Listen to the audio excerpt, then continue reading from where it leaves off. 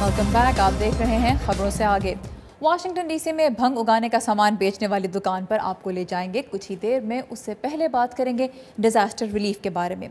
Siachen glacier पर पेश आने वाला वाकया पाकिस्तानी कौम के लिए यकीनन एक तकलीफ दे सानहा है। माहिरीन का कहना है कि मार्च और अप्रैल के महीनों में दिन के वक्त पहाड़ी इलाकों में बर्फ़ के तोदे गिरना मामूल की बात है, लेकिन यह वाकया रात गए पेश आया। मौसमियात के माहिरीन एक अरसे से ज़मीन के दर्जा हरारत में इजाफे और उसके सबब खुसूसन जनूबी एशियाई पहाड़ी सिलसिले की बर्फ़ पिघलने की पेशगोइयाँ कर रहे हैं, जो ऐसे हादसात के अलावा मुस्तकबिल में बड़े सैलाबों की वजह भी बन सकती हैं। और पाकिस्तान में पहले ही पिछले 2 साल के दौरान आने वाले बदतरीन सैलाबों से मुतासर अफराद अब तक अपनी बहाली के मुंतज़िर हैं। हुकूमत पाकिस्तान और अक़वाम मुत्तहिदा ने सिंध और बलूचिस्तान में सैलाब मुतासरीन की बहाली के लिए बैनुल-अक़वामी इदारों से $44 करोड़ की इमदाद की अपील कर रखी है। कुदरती आफात से निमटने के कौमी इदारे नेशनल डिजास्टर मैनेजमेंट अथॉरिटी के चेयरमैन ज़फ़र इकबाल कादिर ने इस्लामाबाद में वॉइस ऑफ अमेरिका से बात करते हुए कहा है कि इस रकम से मुतासरीन के लिए 215 रिहायशी मनसूबे मुकम्मल किए जाएंगे और कोशिश होगी कि उन घरों की मिल्कियत खातून खाना के नाम पर हो। देखिए, हमारी तो कोशिश है कि सपोर्ट करें। हमारी ख्वाहिश है कि उनको सेंसिटाइज करते रहें इस तरीके से। लाइवलीहुड उसके मेजर कंपोनेंट है, ख़ास तौर पे लाइव स्टॉक की बहाली, एग्रीकल्चर की बहाली और जो फूड फॉर वर्क के प्रोग्राम हैं, ड्रेनेज सिस्टम है, उसकी बहाली के लिए सपोर्ट मिलेगी उन लोगों को। 215 मनसूबे हैं और ज़्यादा तवज्जो है शेल्टर्स के ऊपर, क्योंकि सबसे बड़ा मसला लोगों की रहाइश का है, शेल्टर का। बराए नाम छत नहीं, क्योंकि वो छत जो कम अज़ कम अगले चंद डिजास्टर को सस्टेन कर सके।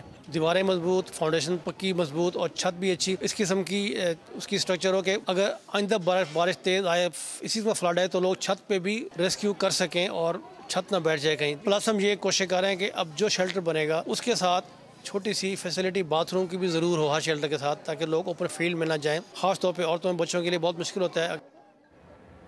और जैसा कि हमने कहा था, अगर आपको लगता है कि पाकिस्तान में सैलाब ज़दगान की बहाली के लिए उठाए जाने वाले इक़दामात बहुत मौसर साबित नहीं हुए, तो आपको ले चलते हैं अमेरिका की जनूबी रियासत लुइसियाना, जहां 2005 में आने वाले समुद्री तूफ़ान कैटरीना से तकरीबन 1700 अफराद हलाक हुए और न्यू ऑरलिन्स के शहर में बड़े पैमाने पर तबाही हुई। आप देखिए कि आज ये शहर किस हाल में है। पिछले कई बरसों से दुनिया में मौसमों की शिद्दत ने बहुत तबाहियां मचाईं। इन्हीं में से एक था 2005 में अमेरिकी रियासत लुइसियाना के शहर न्यू ऑरलिन्स में आने वाला तूफान कैटरीना, जिसमें शहर का 8% हिस्सा पानी में बह गया था। आज 7 साल बाद भी न्यू ऑरलिन्स का शहर वीरान दिखाई देता है। समुद्री तूफान की तबाही के निशानात अगर जमीन पर नहीं तो यहाँ बसने वालों के दिल पर जरूर मौजूद हैं। न्यू ऑरलिन्स तूफान से नहीं, दरियाओं के पुश्ते टूटने से तबाह हुआ था। जॉन बिगिन एक अदीब हैं जिन्होंने अपने शहर में आने वाले तूफान के बारे में लिखा। वो कैटरीना तूफान से होने वाली तबाही के लिए इल्जाम देते हैं शहर को सैलाब से बचाने के मुनासिब इंतजामात की कमी को। दरिया के पुश्तों में स्टील का इस्तेमाल कम किया गया था। तूफान की तबाही गुजरने के बाद इलाके को सैलाब से बचाने के लिए अब तक $14 अरब खर्च करके एक बेहतर निज़ाम कायम करने की कोशिश की गई है। फोटोग्राफर फ्रैंक रेले इस शहर की तामीर नौ को तस्वीर की सूरत इकट्ठा कर रहे हैं। यहाँ पर एक लाइब्रेरी बनाई जा रही है, लेकिन दूसरी तरफ इस शहर में ऐसे लोग भी हैं जो अपने अपने घरों की तामीर में मसरूफ हैं और उन्हें वसाइल की कमी का सामना है।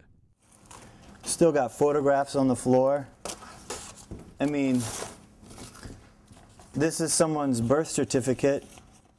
कैटरीना की तबाही के बाद माइलो डीमगेन जैसे बहुत से नौजवान रज़ाकाराना तौर पर यहाँ आए और फिर यहीं के होकर रह गए। इस वक्त इस शहर में काम नए और बेहतर अंदाज से करने की कोशिश की जा रही है। ऐसे में यहाँ होना बहुत दिलचस्प है ताकि हम इस काम में अपना किरदार अदा कर सकें। जॉन बिगिन कहते हैं कि शहर में गुर्बत पहले की निस्बत कम हो गई है, लेकिन इसकी एक वजह यहाँ से जाने वाले गरीब लोगों का वापस पलट कर ना आ सकना है। न्यू ऑरलिन्स अब समंदरी तूफान से संभल चुका है, लेकिन आज भी लोग अपने शहर की ऐसी तबाही को याद करके तकलीफ महसूस करते हैं और उनका कहना है कि समंदरी तूफान ने इस शहर की नफ्सियात हमेशा के लिए बदल दी हैं। माहिरीन कहते हैं कि कुदरती आफात को रोकना तो मुमकिन नहीं, लेकिन बरवक्त और मुनासिब हिफाजती इक़दामात करके नुकसान की संगीनी को कम जरूर किया जा सकता है। ताला हदावी के साथ मदिहानवर, उर्दू VOA। और अब आपको लिए चलते हैं वाशिंगटन डीसी की उस दुकान में जहां मिल रहा है भंग उगाने का सामान। अमेरिका के दारुल हुकूमत के अलावा यहाँ 16 ऐसी रियासतें हैं जहां तिब्बी मकासद के लिए आम लोगों को भंग या मैरिजुआना की कुछ मिकदार अपने साथ रखने की इजाज़त है। لیکن امریکہ کے قانون نافذ کرنے والے وفاقی اداروں کی نظر میں یہ جرم ہے۔ عائشہ خالد بتا رہی ہیں کہ اس سے پیدا ہونے والی صورتحال امریکی حکومت کے لیے کتنا بڑا درد سر بن رہی ہے۔ امریکہ میں میروآنا اور ہمارے آپ کے ملک میں بھنگ کے نام سے جانے والے اس پودے میں مٹی ڈال کر ایک امریکی کمپنی وی گرو نے واشنگٹن میں ایک ایسے اسٹور کا باقاعدہ آغاز کیا ہے جہاں میڈیکل مقاصد کے لیے استعمال ہونے والی بھنگ کو اگانے کے کام میں مدد کے لیے درکار ضروری اشیاء فراہم کی جائیں گی۔ اس فرنچائز کے مالک ایلیکس وانگ نے اپنی والدہ کو کینسر کے علاج کی تکلیف سے گزرتے دیکھنے کے بعد یہ اسٹور کھولنے کا فیصلہ کیا۔ ان کے خیال میں چرس کا استعمال ان کی ماں کی تکلیف کو کچھ کم کر سکتا تھا۔ تقریباً 7 سال پہلے میری والدہ کینسر سے ہلاک ہو گئی۔ میں نے انہیں کینسر کے علاج کی تکلیف سے گزرتے دیکھا۔ نہ وہ ٹھیک طرح کھا سکتی تھی اور نہ مورفین لے سکتی تھی۔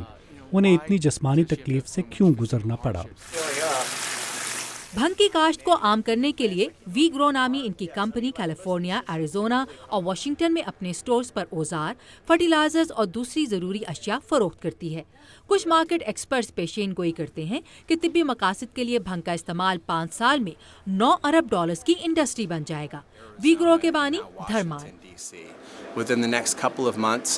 اگلے چند ماہ میں ہم ایریزونا اور کیلیفورنیا میں اپنا بزنس بڑھائیں گے اور ڈیلاویئر، نیو جرسی اور واشنگٹن اسٹیٹ میں نئے سٹورز کھولیں گے۔ وی گرو سٹورز پر بھنگ یا چرس، اس کے بیج یا اسے استعمال کے قابل بنانے کے لوازمات نہیں بیچے جاتے۔ امریکی حکومت کا وفاقی قانون بھنگ کی کاشت، فروخت یا استعمال کی ممانعت کرتا ہے، لیکن 16 امریکی ریاستوں اور دارالحکومت واشنگٹن ڈی سی نے حال ہی میں طبیعت کی بے چینی، کمر درد، HIV ایڈز اور کینسر کی ادویات کے سائیڈ ایفیکٹس کے علاج کے لیے اس کے استعمال کی اجازت دینے کے قوانین کی منظوری دی ہے۔ CIA کے ریٹائرڈ اینالسٹ ڈک کینیڈی چرس پر پابندی کے خاتمے کی حمایت میں اس اسٹور کی افتتاحی تقریب میں موجود تھے۔ 40 سال قبل بھی یہ واضح تھا کہ یہ الکوہل یا تمباکو سے کم خطرناک دوا ہے، اس لیے اس کی ممانعت سمجھدار پالیسی نہیں۔ لیکن امریکہ کی کچھ ریاستوں میں قانونی اداروں کی جانب سے سخت کارروائیاں شروع کر دی گئی ہیں۔ اس ہفتے اوکلینڈ، کیلیفورنیا کی آکسفورڈ یونیورسٹی میں میریوانا یا چرس سے متعلق ایک میڈیکل ڈسپنسری پر چھاپا مارا گیا۔ کئی امریکی ریاستوں اور واشنگٹن نے وفاقی حکومت کی قانونی کارروائی سے ڈر کر اپنے ڈسپنسری پروگرامز کو مؤخر بھی کیا ہے، لیکن بعض لوگوں کے مطابق یہ معاملہ ریاستوں پر چھوڑ دینا چاہیے۔ ہمیں امید ہے کہ طبی مقاصد کے استعمال کے لیے بھنگ کی ریگولیشن کو ریاستوں کی ثوابدید پر چھوڑ دیا جائے گا۔ امریکہ کی 5 ریاستوں سے تعلق رکھنے والے عوامی نمائندوں نے اپنی وفاقی حکومت سے ایک خط میں مطالبہ کیا ہے کہ وہ میڈیکل مقاصد کے لیے استعمال ہونے والی چرس کی مخالفت بند کر دے، لیکن اس تمام تنازع کے باوجود بھنگ کی کاشت کے لیے ضروری لوازمات بیچنے والے اس اسٹور وی گرو کو اپنے کاروبار کے بڑھنے کی امید ہے۔ جیف سویکارٹ کے ساتھ عائشہ خالد، اردو VOA۔